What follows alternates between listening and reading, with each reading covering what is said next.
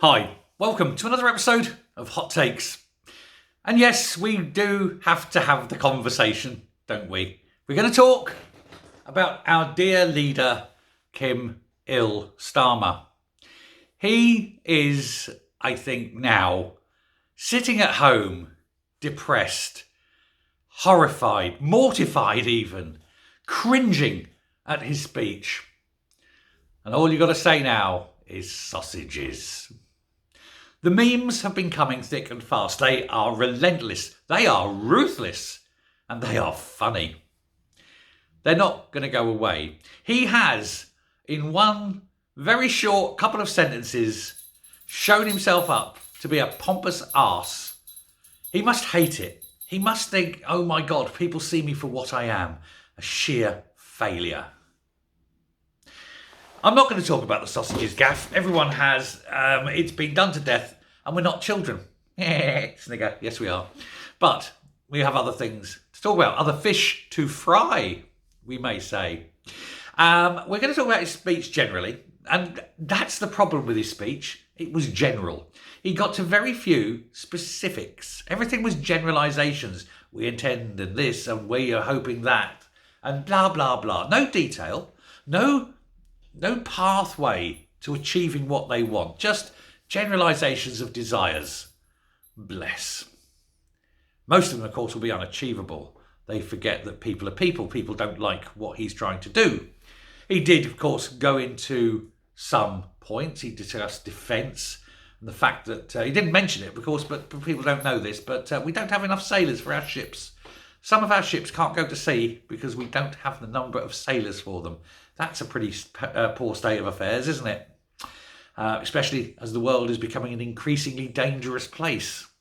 But he's going to have recruitment problems with the military, because who the hell would want to sign up and fight for a country that's being turned more into a Marxist state filled with foreigners? It's not as though there's any form of community anymore. You know, you're not fighting for the British. You seem to be fighting for Abdul and his 5 wives. Ain't going to happen. He talked about the winter fuel allowance and the cuts, and he tried to defend it. How can you defend the indefensible? More on that in a moment. He went on and he droned on, and he has that very. I tell you what he sounds like. He sounds like a second-level accountant at a quarterly vice president of production meeting in a large corporation, presenting numbers that have to be presented but with no real enthusiasm. And here we see that the second quarter expected earnings is likely to hold firm despite advancing difficulty in the foreign exchange rates of the Philippines. That's exactly how he talks. He is the Keir drone. I speak in a monosyllabic manner. I can be very excited. I can be very sad, but you cannot tell the difference. This is me cheering on my football team. Come on, Arsenal. This is me making love to my wife. Oh, Victoria, that's nice. The man has got no personality. He's got no inflection in his voice. There's no excitement, no adventure. No, come with me, we're going on a wild ride. None of that. What we are getting is sheer boredom. And that's the problem. He's going to bore us into Marxism. And many people are going to fall for it. So, he has this boring speech. You can hear the snores coming from the back. There's probably Labour minders going around. They're not beating up people who protest this time. They're punching them if they snore. There's a lot of punching going on, I suspect, because that was a boring speech. Anyway, he eventually gets off the stage to a rapturous applause.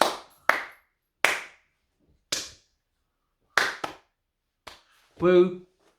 No, that was really it. No, they did the pretend they cared, but you could see the faces. It was like, I'm performing seals. Now, that's bad enough for his speech, but why is this conference so bad and even worse and getting worse? He received £20,000 in donations,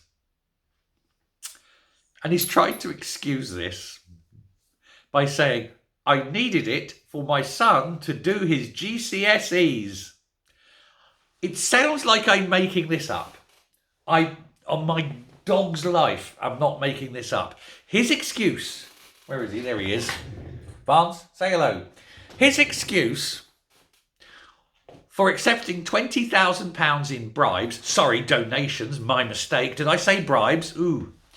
Was that his son needed some peace and quiet to do his GCSEs. The fact that the man owns several houses, large houses, quiet, out of the way houses, is beside the point. The fact that he's a multi-millionaire with a multi-million pound property portfolio is beside the point. His son needed to get his GCSEs, and so he needed £20,000 from a Labour donor. Ah, bless. I would like £20,000 because I'd like to read a book in peace. Is that possible? Somebody send me £20,000.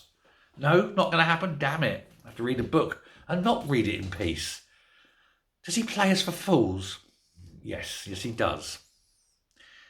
But his pain doesn't stop there. He was being interviewed, and 4 times the interviewer, Susanna Reid, very nice, I like Susanna, she's sweet.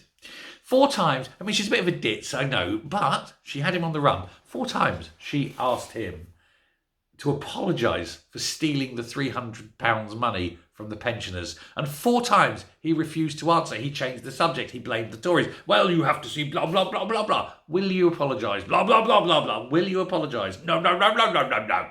Would not say yes or no. Would not apologise. Why?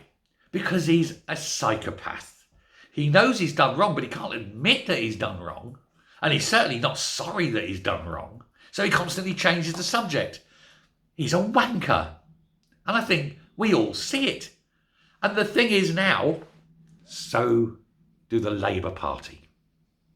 Because there was, as I'm recording this, just a little while ago, a vote at conference calling for the rejection of the cut in the winter fuel allowance. And conference voted against it. His own party said no. His own party voted for this not to happen. Those same performing seals that clapped him as he left the stage have said, yes, we want you to stop this. We don't like your policy. We don't want it. We're rejecting it. Change it. But will he? Of course he won't. He doesn't care what they think. He's had their money. He doesn't give a shit. If he can kill old people, all the better. He knows his policy is going to kill 4,000 old people. He knows that because he commissioned the damn report that proved it. And now his own conference has rejected it. The unions called the motion and the unions won. And so now not only is he going against his members, he's going against his paymasters, the unions. And we have to ask, what happens next? The Labour Party absolutely, definitely, 100% needs the money from the unions. And if the unions say no, the Labour Party are, like old people in winter, well and truly fucked. Thanks very much. Take care. And I'm off to buy a new car. And the reason is my garage phoned me up and said my little car needs something like £800 worth of work on it. I only paid £800 for it. So, no, go and buy a new car. Thanks a lot. Bye.